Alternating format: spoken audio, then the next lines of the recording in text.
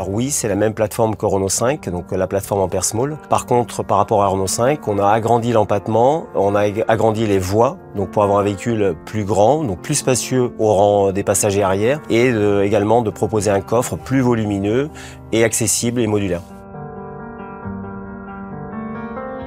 Alors, le système One Pedal donc, est activé par le conducteur avec les palettes qu'il a au volant. Il peut choisir différents modes de régénération et en lâchant l'accélérateur, il peut aller jusqu'à l'arrêt du véhicule sans avoir à appuyer sur la pédale de frein.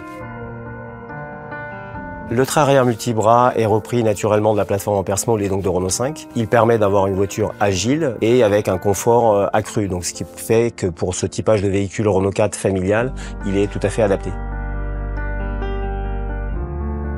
L'extended grip, c'est une gestion électronique de principalement deux choses, le couple moteur et l'anti-patinage. Le but, c'est de donner de la puissance ou en retirer sur les roues qui ont besoin pour garder le véhicule donc en mouvement et en sécurité. Alors, l'extended grip associé à cette pneu spécifique permet au véhicule, finalement, dans des situations un peu difficiles, de verglas, neige, de sable ou boue, finalement, d'être toujours en motricité et en sécurité et d'être toujours en mouvement. Les deux nouveaux modes snow et tout chemin permettent au véhicule de démarrer, d'être en mobilité dans des situations un petit peu extrêmes, neige, verglas, boue, sable, dans des conditions de tout chemin notamment. Encore une fois, avec la volonté d'avoir une Renault 4 qui est un véhicule axé sur la ville, mais aussi extra-urbain pour le tout chemin, c'est tout à fait adapté.